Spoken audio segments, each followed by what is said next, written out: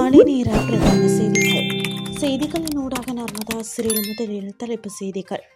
பயங்கரவாத தடை சட்டத்திற்கு பதிலாக புதிய சட்டம் அறிமுகம், ஜனாதிபதி அறிவிப்பு. இலங்கையில் எல் நினோ நிலைமையின் தாக்கம், விடுக்கப்பட்டுள்ள எச்சரிக்கை. ஈரானின் முடக்கப்பட்ட நிதி அமெரிக்க விவசாயிகளுக்கே இன்றும் அதிரடி அறிவிப்பு. இனி விரிவான செய்திகள். பயங்கரவாத தடை சட்டத்திற்கு பதிலாக திட்டமிடப்பட்ட குற்றங்களை ஒடுக்குவதற்கும் பொதுமக்களின் உரிமைகளை பாதுகாப்பதற்கும் புதிய சட்டம் ஒன்று அறிமுகப்படுத்தப்படும் என்றும் ஜனாதிபதி அனுரகுமார திசாநாயக்க தெரிவித்துள்ளார். அரசாங்கத்தின் எதிர்கால பாதுகாப்பு மற்றும் சட்ட மறுசீரமைப்புகள் குறித்து கருத்து வெளியிடும் போதே ஜனாதிபதி இதனை வலியுறுத்தியுள்ளார்.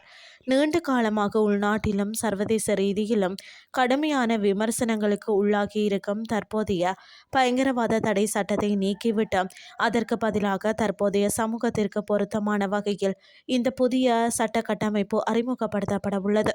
இதன் மூலம் திட்டமிடப்பட்ட குற்ற கும்பல்களை ஒடுக்குவதற்கும் நாட்டின் சாதாரண குடிமக்களின் மனித உரிமைகள் மற்றும் சுதந்திரத்தை உறுதிப்படுத்துவதற்கும் எதிர்பார்த்ததாக ஜனாதிபதி மேலும் சுட்டிக்காட்டியுள்ளார்.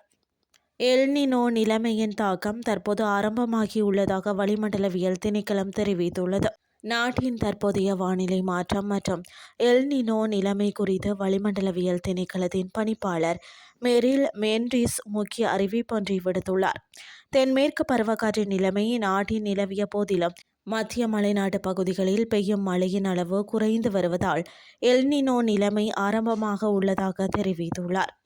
வளிமண்டலவியல் திணைக்களத்தில் நடைபெற்ற ஊடகவியலாளர் சந்திப்பின் போதே அவர் இந்த விடயங்களை பகிர்ந்து கொண்டார்.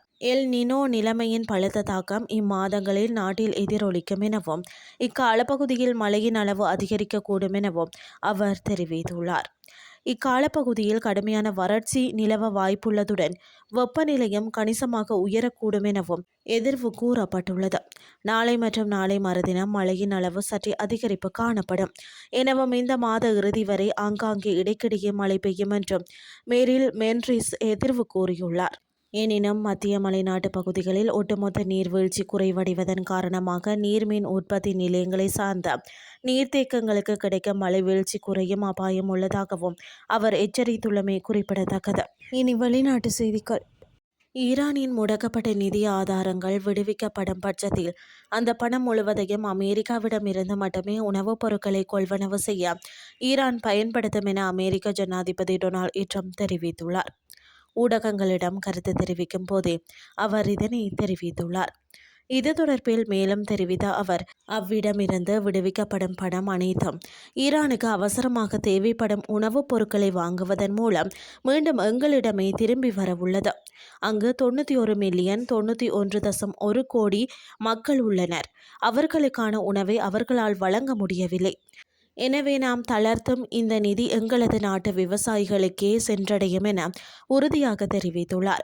இருப்பினும் தற்போதைய ஒப்பந்தங்களின் கீழ் அமெரிக்காவிடமிருந்து விவசாய உற்பத்தி பொருட்களை கொள்வனவு செய்ய வேண்டிய எவ்வித கட்டாயமும் தங்களுக்கு இல்லை என்றும் ஈரானிய மத்திய வங்கியின் ஆளுநர் தெரிவித்துள்ளதாக சர்வதேச ஊடகங்கள் செய்தி வெளியிட்டுள்ளன. டொனால்ட் ட்ரம்பின் இக்கூற்றை ஈரான் தரப்பு மறுத்துள்ளமை இரு நாடுகளுக்கும் இடையேயான புதிய புரிந்துணர்வு ஒப்பந்தத்தின் உள்ளடக்கங்களை நடைமுறைப்படுத்துவதில் உள்ள மாறுபட்ட கருத்துக்களை வெளிப்படுத்தியுள்ளமை குறிப்பிடத்தக்கது. இத்துடன் செய்திகள் யாவும் நிறைவடைகின்றது. அடுத்த இரவு 8:30 எதிர்பாருங்கள். நன்றி.